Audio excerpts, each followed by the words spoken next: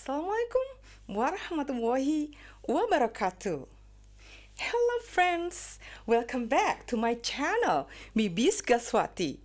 Today we are going to discuss about simple present tense. Okay, are you ready for that? Let's start it together.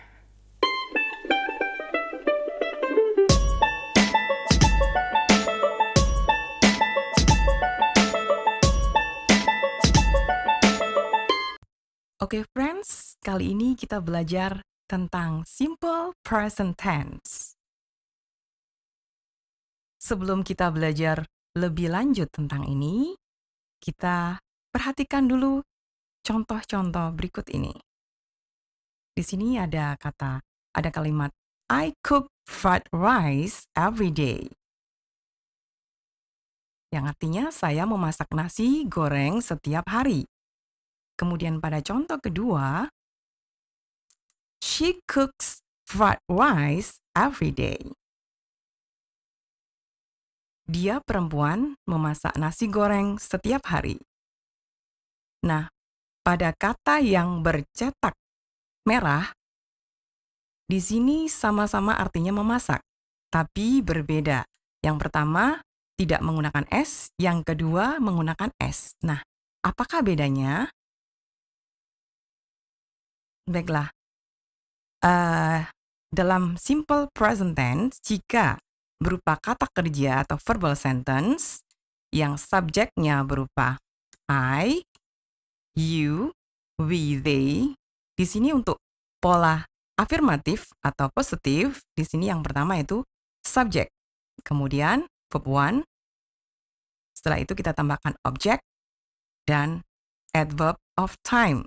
Seperti contohnya, I cook fried rice every day. Untuk membentuk pola negatif, kita yang pertama meletakkan subjek, kemudian kita memakai kata kerja bantu do not. Kemudian kita letakkan verb one dan objek, kemudian adverb of time. Jadi menjadi I do not cook fried rice every day. Bagaimana kalau kita ingin membentuk atau mengganti menjadi pola interrogatif atau bertanya? Kita langsung meletakkan kata kerja bantu do di depan kalimat. Kemudian subjek, verb one, object, adverb of time. Jadi berubah menjadi do you cook fried rice every day? Oke. Selanjutnya, kalau kita ingin menjawab iya dengan jawaban pendek, yes, I do. Kalau no, no, I do not. Jika kata kerja pada subjek he, or she, or it, di sini kita menambahkan es. Nah, kata-kata kerja apa sajakah yang ditambahkan dengan es? Yaitu kata kerja yang berakhiran dengan ss. Contohnya discuss menjadi discusses. Yang berakhiran dengan o dari kata go menjadi goes. Kemudian ch di sini teach menjadi teaches. Berakhiran dengan sh di sini brush menjadi brushes. Kemudian berakhiran dengan x, fix becomes fixes, and then z di sini bus becomes buses. Itu dia aturan yang berakhiran dengan ss, o, ch, sh, and then x and z di sini kita tambahkan es. Nah, jika berupa kata kerja atau verbal sentence pada subjek he, she, it, untuk pola positif atau afirmatif di sini yang pertama yaitu kita tambahkan s or es setelah subjek he, she, or it, kemudian objek, dan kita bisa menambahkan adverb of time seperti contoh dalam kalimat seperti ini.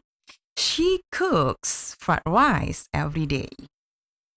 Then, kalau kita ingin menggantinya, mengubah menjadi pola negatif, kita memakai kata kerja bantu atau auxiliary verb does. Kemudian kita tambahkan not. Oke. Kemudian verb 1, kembali lagi ke verb 1, jadi S atau ES-nya hilang. Kemudian object dan adverb of time. Seperti contohnya, she does not cook fried rice every day. Jadi, does not, kemudian cook, without S. Kemudian, jika kita ingin mengubah menjadi bentuk interrogatif, kita meletakkan auxiliary verb does di depan, kemudian langsung subject, verb 1, object, and adverb of time. Seperti contohnya, does she cook fried rice every day? Oke, jika kita ingin menjawab ya, yes, she does. No, she does not. Oke, itu tadi adalah subjek he, she, it. Kita menggunakan kata kerja bantu does. Untuk negatif, tambahkan not. Kemudian untuk bertanya, langsung meletakkan does di depan. Oke, bagaimana jika berupa nominal sentence, yaitu kata kerja yang memakai to be. Di sini untuk to be present, yaitu am, is, or are. Nah, apa saja yang termasuk itu? Yang memakai to be, yaitu yang pertama, noun, kata benda. Misalnya, she is a nurse. A nurse di sini adalah merupakan kata benda. Jadi kita memakai to be is, karena di sini subjeknya adalah she. Kemudian, yang kedua yaitu adjective, kata sifat. Penggunaan kalimatnya, he is smart. Smart di sini adalah kata sifat, karena itu memakai to be. Di sini to be-nya is karena subjeknya he. Alright. Yang ketiga yaitu adverb, kata keterangan. They are at home.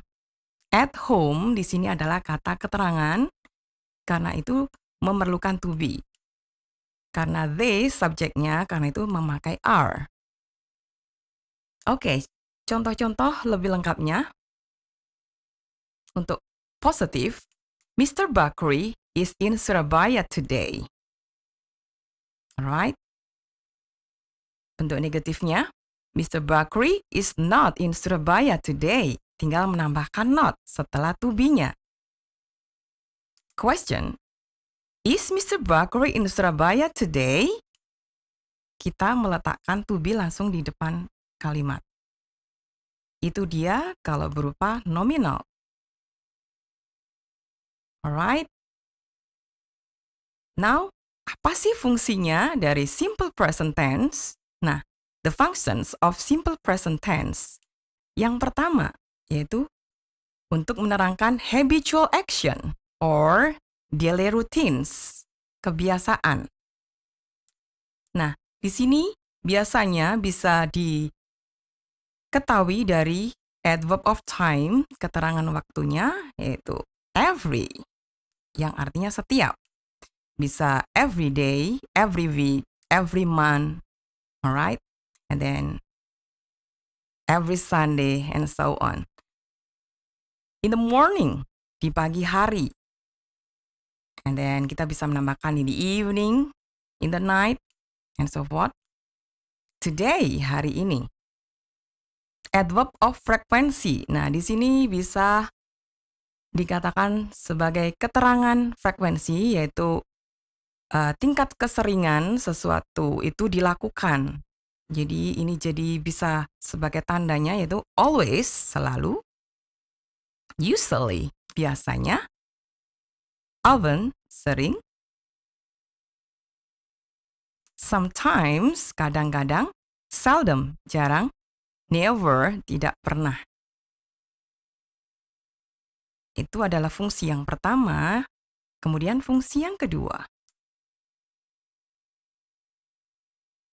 Sebelum kita ke fungsi yang kedua, kita supaya lebih jelas, contohnya seperti ini. I go to school every morning. Dari kata go. I go, tidak menambahkan s ya di sini.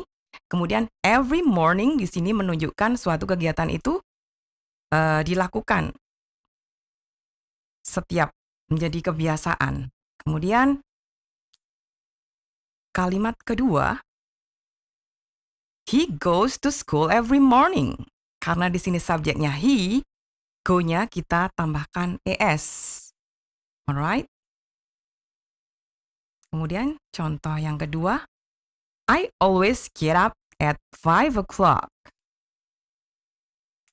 Always di sini menunjukkan adverb of frequency. Kemudian get up, verb 1, karena subjeknya I. Jika subjeknya he always gets up at 5 o'clock. Right? Always di sini menunjukkan adverb of frequency, dan gets up kita menambahkan s setelah kata kerja bentuk pertama karena subjeknya adalah he. Itu dia perbedaannya. Kemudian kita sampai ke fungsi yang kedua dari simple present tense, yaitu untuk menerangkan general fact atau fakta umum.